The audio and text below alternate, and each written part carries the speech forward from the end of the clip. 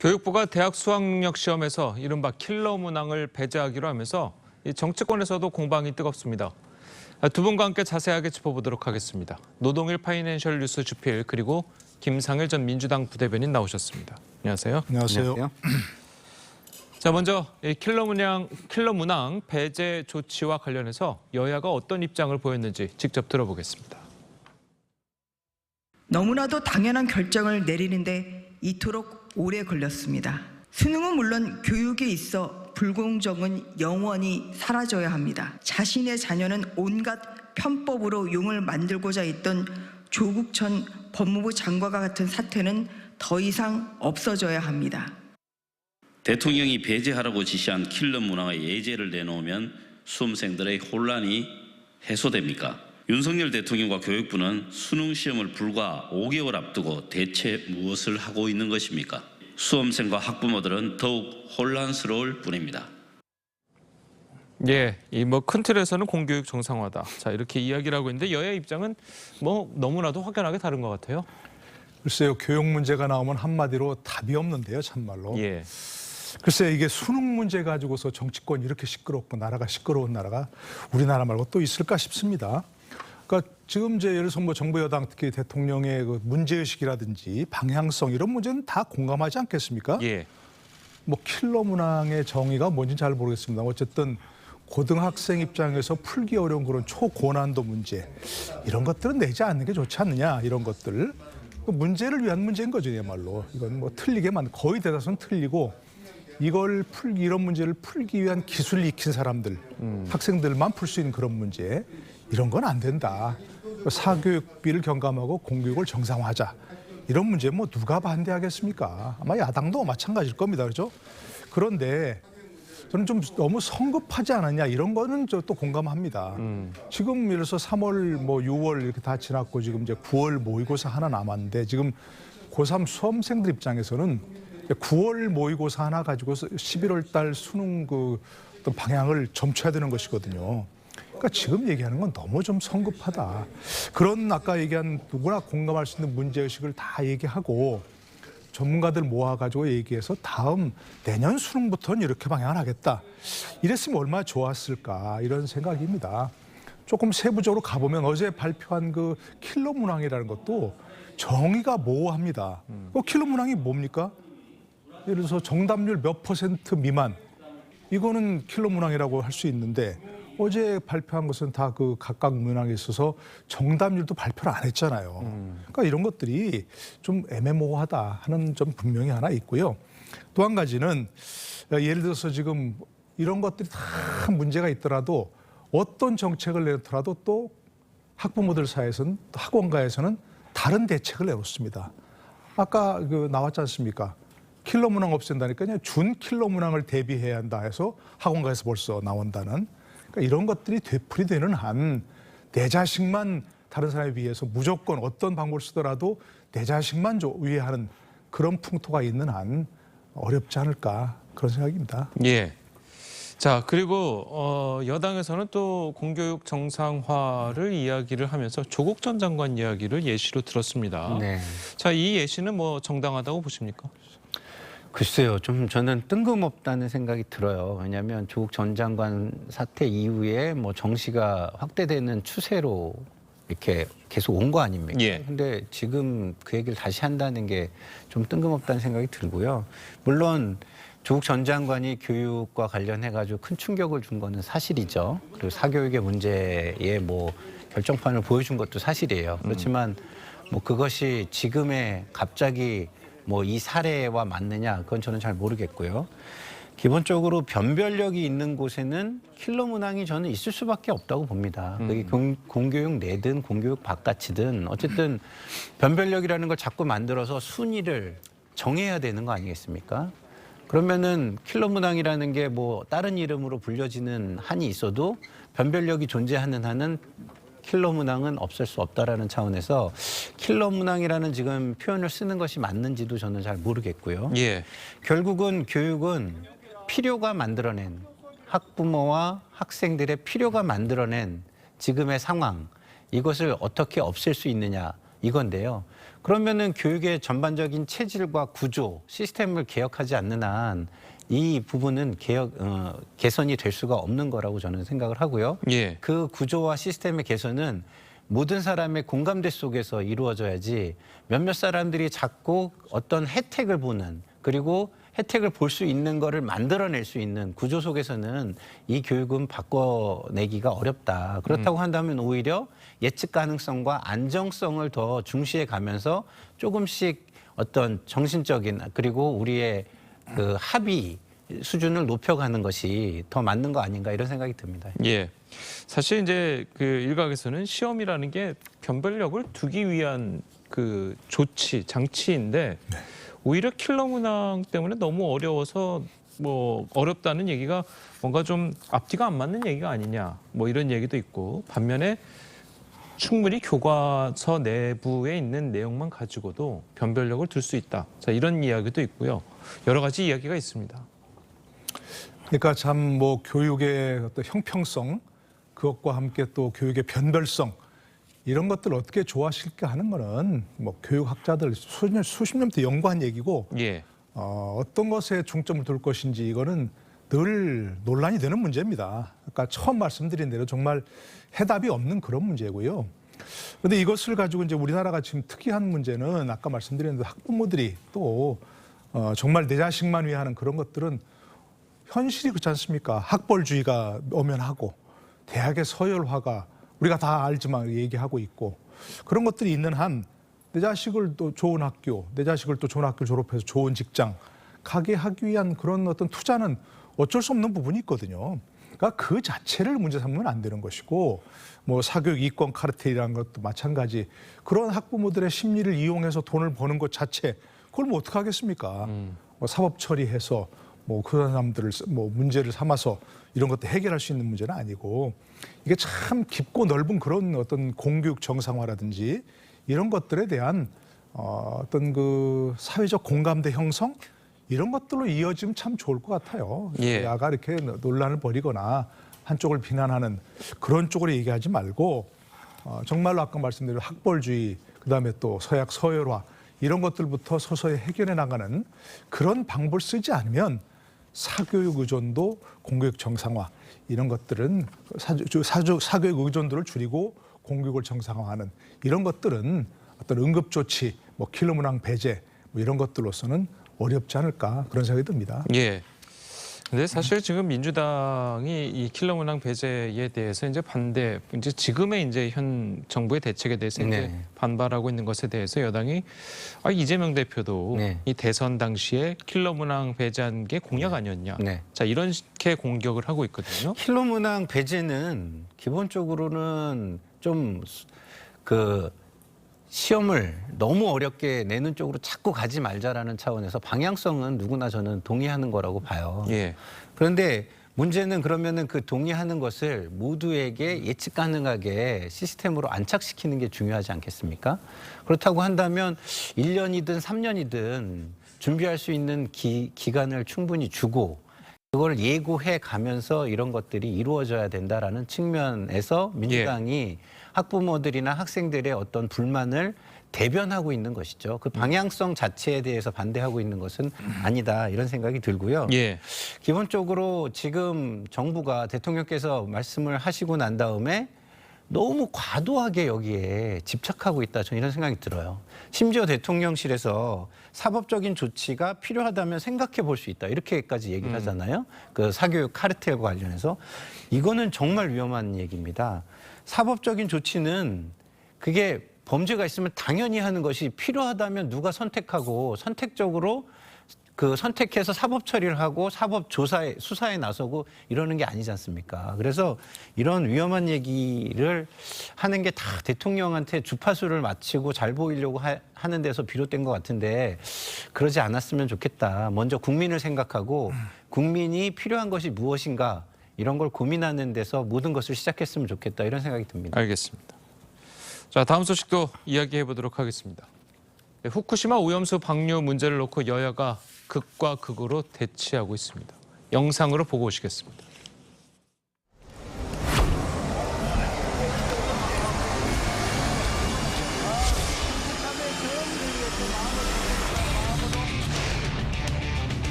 요게 더 맛있다. 엄청 달아요, 엄청 달아.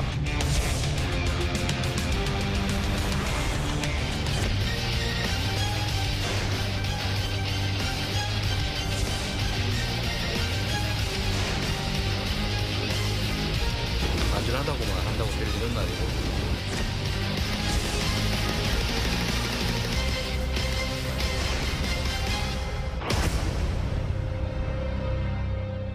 예. 자, 이 뭐 참외를 시식하는 거는 이제 뭐 사드 관련해서 하는 거니까 좀 논외로 치더라도 이제 횟집 가가지고 이제 수산물을 먹고 또 반면 반대 쪽에서는 아예 그냥 단식 투쟁을 하고 있습니다. 굉장히 이게 상반된 내용 아니겠습니까? 글쎄요, 여야가 이런 행보를 보이는 걸 과연 국민들이 어떻게 볼까 하는 좀 생각을 했으면 좋겠어요.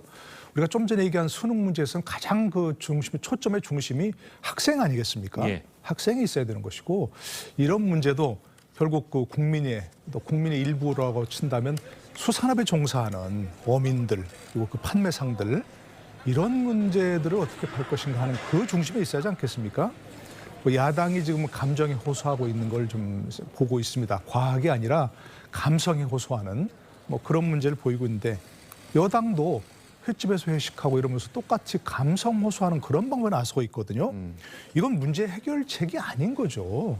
어떤 말을 믿으라 이거냐 이런 얘기인데, 이 문제에 관해서는 뭐 안전 문제도 굉장히 중요하지만 예. 안심 문제도 굉장히 중요하다 하는 걸 함께 인식을 해야 됩니다.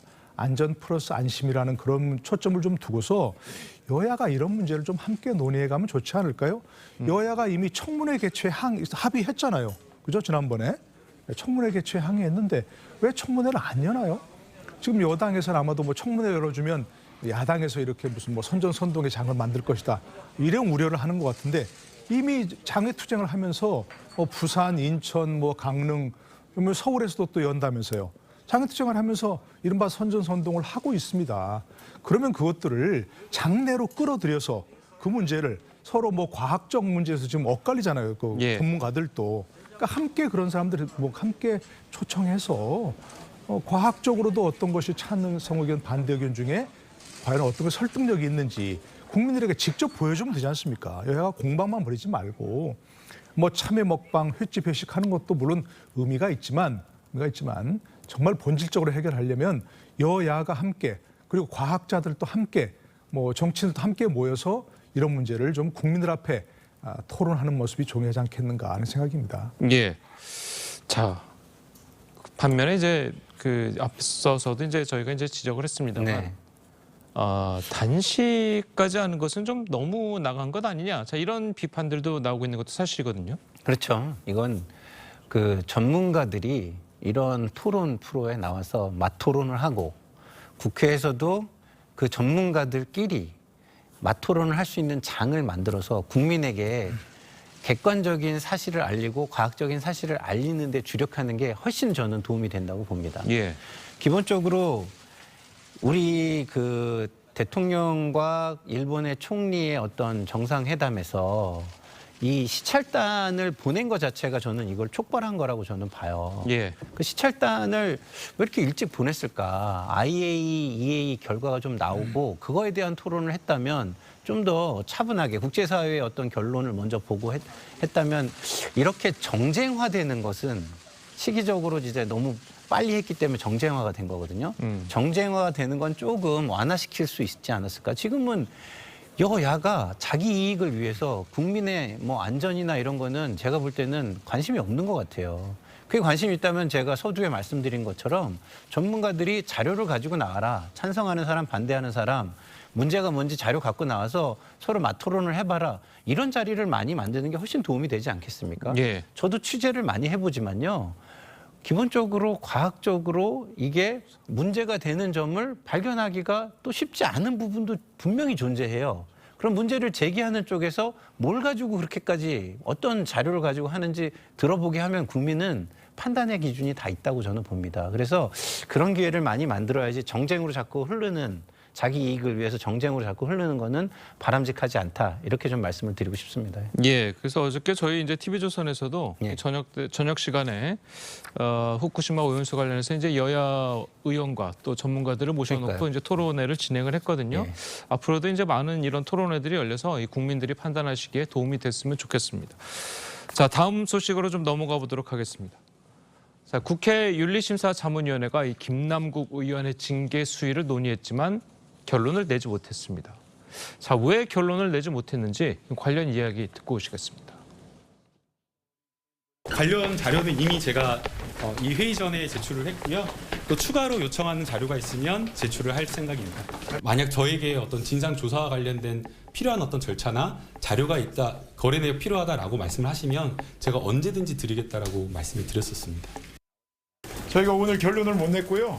아무래도 거래 내역도 안 냈고 또 거래 내역에 대해서 30일까지 이해충돌방지법에 의해 가지고 국회의원들이 내게 돼 있기 때문에 일단은 김남국 의원한테 추가로 더 거래 내역을 내라는 그런 공문을 보내고. 자, 어제 김남국 의원 징계안에 대한 윤리자문위의 결론이 내려질 것이다. 자, 이렇게 저희가 또 그렇고 이 많은 언론에서도 이렇게 예측을 했었는데 결과가 나오지 않았습니다. 결론 왜 했냐면 자료를 내지 않아서. 자, 이건 어떻게 봐야 될까요? 그러니까요. 뭐 본인이 이제 공납이 여러 차례 공언했잖아요. 예. 자신이 거래 내역을 완전히 다 공개하면 모든 의혹이 해소될 것이다. 이런 말 한두 번 한 것도 아니고 그러니까요. 본인이 그렇게 얘기했는데 더구나 뭐 국민 앞에 공개하는 것도 아니고 윤리심사 자문회에서 필요해서 자료를 제출하라 했는데 제출하지 않았다는 거 아닙니까? 이건 말이 안 되는 것이고 자료 제출을 해야 합니다. 그리고 그렇지 않으면 이건 뭐 윤리심사 자문회에서 징계 사유에 추가할 수 있는 예. 참작할 수 있는 그런 사유가 되는 것이고요. 그게 분명하지만 전 좀 아쉬운 부분은 이건 국회 윤리심사자문위원회 이제 사법심사가 아닙니다. 윤리심사라는 그 방점이 있다면 김남국 의원이 지금까지 행보가 과연 국회의원의 윤리에 맞는 것인가 하는 걸 따져 결론 내면 되는 겁니다. 그렇죠. 만약 수사와 재판 결과를 보고하겠다 그러면 윤리심사자문 뭐하러 합니까? 의미가 없는 거죠. 그리고 만약에 이제 예를 들어서 수사에서 기소가 되었다. 그럼 또 뭘 하겠습니까? 재판 결과를 봐야 한다는 거 아닙니까? 1심에서 유죄가 나왔다. 그럼 뭘 하겠습니까? 대법원 판결까지 봐야죠. 그럴 거 아니겠습니까? 그러면 윤리심사라는 게 의미가 없는 겁니다. 그러니까 지금으로 봐서 어마어마한 윤리 위반이 있었지 않습니까? 김남국 의원 본인의 얘기에 의하더라도 재산 신고 허위를 했잖아요. 예. 처음에 무슨 주식을 팔아서 현금이 7억 몇천이 있다고 신고를 했는데 그게 아니었다는 거 아닙니까? 그렇죠? 나중에 문제가 되니까 코인 일부를 팔아가지고 그걸 다시 현금화해서 신고한 것이다. 그 자체가 허위 신고죠. 그죠? 그리고 본인이 가난한 청년 정치인이라고 후원을 요청해서 받지 않습니까? 근데 본인이 지금 어마어마한 코인 금액을 갖고 있다는 거 아니에요? 그럼 그것도 거짓말이었죠. 대국민 거짓말 아니겠습니까? 그리고 많이 알려졌지만 회의 시간에도 코인 거래했다는 거 아닙니까? 이것만 봐도 국회의원에서 윤리심사를 했을 때 국회의원의 자격이 없다. 이런 걸 결론을 내려야지 수사와 재판 결과를 보고하자. 이러면 윤리심사자문위원회가 왜 필요하겠습니까? 다시 한번 생각해야 할 문제라고 생각합니다. 알겠습니다. 자, 그리고 아까 윤리위원회에서도 이제 이야기를 했습니다만 네. 이해충돌방지법이 이제 개정이 좀 되면서 네. 6월 30일까지 모든 국회의원이 가상화폐 거래 내역을 이제 네. 제출해야 되지 않습니까? 모든 네. 거래 내역을. 네. 자, 그런데도 불구하고 네. 김남국 의원이 네. 비밀이 새나갈 우려가 있다. 이런 식으로 제출하지 않은 것에 대해서는 네. 이거 좀 의문이 좀 드는 것도 사실이에요. 그렇죠. 의문만 드는 게 아니라 윤리성이 떨어진다고 얘기를 하는 게 맞는 거죠. 왜냐하면 지위와 권한, 권력에 반비례해서 사적 영역이라는 것은 존재하는 겁니다. 예. 사적 영역이 늘어나는데 권력까지 있다. 그럼 어떻게 되겠습니까?